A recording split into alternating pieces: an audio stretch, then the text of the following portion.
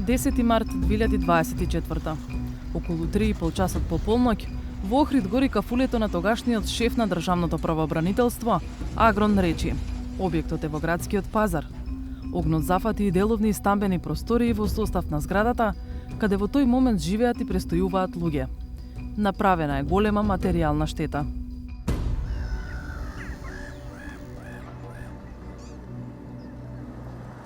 Две години подоцна, сторителите не само што се фатени, туку се и осудени на казна затвор. Две момчиња признаа вина и се покајаа за стореното. Но индикативен е исказот на прво обвинетиот, кој пред судот експлицитно наведува кој го натерал да го запали објектот. Сакам да го кажам лицето кое нареди да го извршам ова кривично дело.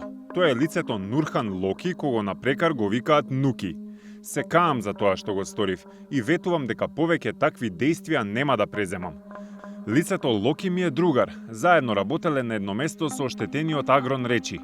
2 дена пред случајот се видовме во Битпазар со Нурхан Локи и ми кажа дека имал проблем со Агрон. Јас Агрон не го познавав ни тогаш и ми рече ќе одите да му направиме штета на Агрон и тој требаше да доаѓа со нас. Во последен момент се предомисли и на крај го викнав лицето Сабит Ислами. Дојдовме во Охрид и го лоциравме локалот на Агрон Речи. Локацијата за кафулето и фотографија од завршената работа биле споделени преку апликацијата Snapchat. Останатата комуникација, тврдел тогаш обвинетиот, а сега е осуден, била лична. На средбите бев сам со Локи. За тоа што го сторивме од Локи не ни беше платено. Дури со наши парични средства дојдовме, само за другарство. Тоа го направивме.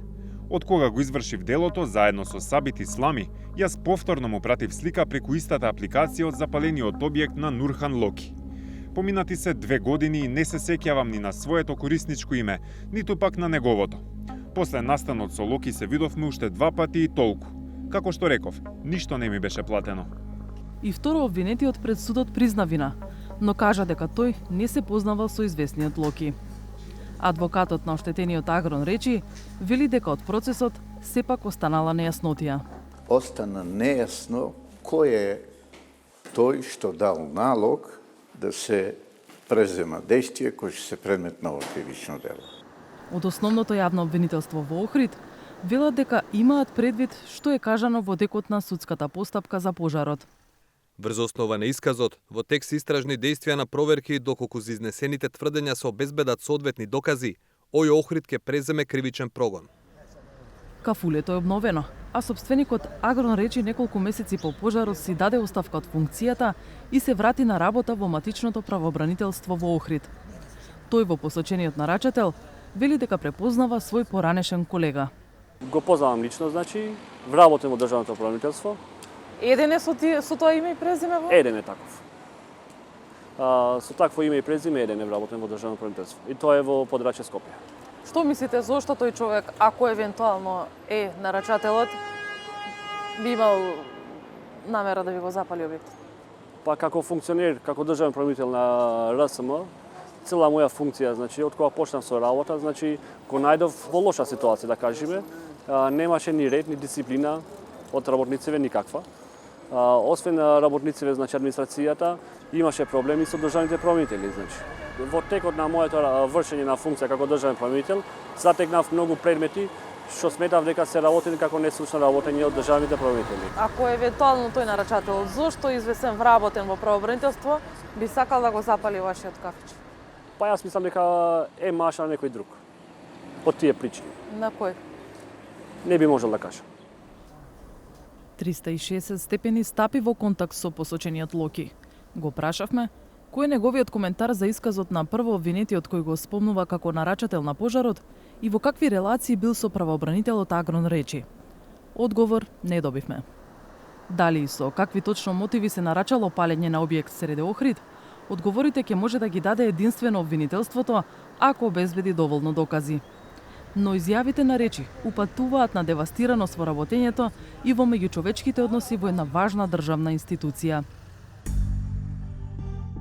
Агрон Речи беше шеф на државното правообранителство од април 2023 до август 2024 или околу 1,5 година. Вели, преземал крупни чекори додека бил на функцијата. Единствен државен правообранител што значи во тоа ДП, значи од кога оформено, Мислам дека сум прв што имам разрешено 20 државни правители за неслучно работење. А дали тоа беше се? Дали беа проблем само тие двајца? Мислам дека не се проблем само тие двајца, имат и многу други бројни државни правители. Меѓутоа, значи, оставам органите да гледаат како се работи. Имате побарано разрешување за друг? Имам побарано, имам пуштено и предлог, имам пуштено известување до новата влада, меѓутоа немам никаква информација дека е постапено по такво барање. Ако сакате да ни кажете за кого се работи, за што точно? Се работи за државен правител, за Симона Зорич. Мислам дека имам објаснато многу убаво, јасно, и во предлогот, од кои причини го имам поведено тој предлог. Меѓутоа, оставам вид на влада да одлучуваат. Мирко Велјановски и Јане Јанкуловски се двајца правобранители кои владата ги разрешила на предлог на Агрон Речи во јануари 2024. Третиот негов предлог за разрешување за правобранителката Симона Зори Киристова нема епилог. Станува збор за сопруга на апелациониот судија Ѓоко Ристов, кој сега е во куќен притвор откако во домот на неговите родители беа пронајдени созидани 350.000 евра. Обвинителството кажа дека не може да тврди од кои случаи потекнуваат парите, но кажа и дека контурите на случајот почнале да се исцртуваат со апсењето на адвокатот и поранешен државен правобранител Фехми Стафа.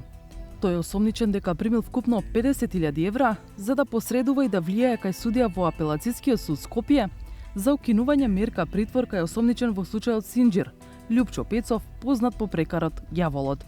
Симона Зори Киристова и незиниот поранешен шеф Агрон Речи биле во конфронтација за време на неговиот мандат, а тој ја отстранил и од позицијата заменик правобранител. Во февруари 2024 Зори Киристова доставила информација до влада со забелешки за неговото работење. Агрон Речи е убеден дека тогашен функционер на владината седница која се одржала на 12 март 2024 предложил точка за негово разрешување. Но тврди, предлогот бил отфрлен и не стигнал на дневниот ред. Имавме неколку недоразбирања во врска со работењето на државното правителство. Со поединци бевте замерени? Со поединци, да. Или со политички структури? Политички структури и поединци. На 3 мај 2024 Агрон Речи преку државното правобранителство поднел предлог за поведување кривична постапка против колешката Зори Киристова. Ја обвинува дека со непреземање службени дејствија ја злоупотребила службената положба и нанела штета на буџетот. Предлогот е одбиен, оти пријавеното дело не се гони по службена должност. Вратили од обвинителство во октомври 2024, време кога Речи веќе е заминат од функцијата. Во мај 2024 Агрон Речи барал разрешување на правобранителката и од тогашната влада предводена од Талат Џафери. Одговор не добил, но дојде нова влада, па побарал одговор зошто не се постапува и од новиот премиер Христијан Мицкоски. Во август 2024 Речи дава оставка од функцијата. Во неа тој ги нотира молкот на владата во врска со палењето на неговиот угостителски објект, но и молкот во врска со предлогот за разрешување на неговата колешка. За мене нејасно и крајно симптоматично е зошто членовите на владата затаија во постапувањето, во ситуација кога има неспорни факти кои укажуваат на нестручно и несовесно вршење на функцијата. Ако се има предвид дека државниот правобранител на кој се однесува предметот сторил штета на имотните интереси на Република Северна Македонија во износ од 3 милиони денари. Се поставува прашањето дали личните, блиски релации на посочениот носител на јавна функција со носители на јавни функции во судовите доведуваат до ваков исход. Зори Киристова е именувана за државен правобранител за подрачје Скопје во февруари 2019 година. Во писмена изјава за 360 степени, вели дека обвинувањата на Агрон Речи кон неа се неосновани. За да се поднесе предлог за разрешување претходно, потребно е да биде утврдено несовесно работење врз основа на факти, докази, аргументи, да е поведена постапка и истите да се дадени на произнесување на конкретниот државен правобранител. Во случајот што го споменувате, пуштен е предлог со неколку реда, без образложение и утврдени факти и утврдена штета, чисто самоиницијативно, од само за него познати причини, за кои дознав од трети лица после 5 месеци, ако е нешто представува класична злоупотреба на службената положба и овластување на државниот правобранител на Република Северна Македонија и кое е казниво согласно позитивните законски прописи, а истиот имал за цел од позиција на моќ да влева страв кај правобранителите кои совесно и честно си ја вршат работата. Зори Киристова е споменува и кривичната пријава против неа. вели дека тезите Утина правила штета на буџетот се невистини. На ова решение Државното правобранителство не вложи жалба, со што само се потврдува тенденциозноста и злоупотребата на неговата функција, само иницијативно да поднесува предлог за разрешување. Таа потврдува дека ја алармирала владата за постапување на речи и дополнува дека тој ги нарушил меѓучовечките односи во правобранителството. Од моја страна беше пуштена информација до владата за злоупотребите сторени од негова страна и нарушување на меѓучовечките односи до краен степен, со подметнување, неовластено одземање на предмети, измени на распореди секој месец од лукративни причини само за него познати. И истата беше иницијална каписла за негово заминување од државен правобранител на Република Северна Македонија, а како што милува истиот да каже, оставка од лични причини. Не ми е познато зошто ме тргнал од заменик правобранител, но познавајќи ја неговата личност и карактер, истиот воопшто не поднесува изградени, самостојни со сопствено убедување и ставови личности, особено жени, а воедно со авторитет во средината во која делуваат. Посакува да доминира и да се наметне и сите околу него да бидат послушни и понизни. Имајќи го предвид изборот на моја наследничка, која под притисок на јавноста по само 3 недели сама побара да ја смени од заменик правобранител, само по себе говори и докажува зошто сум била сменета од заменик правобранител.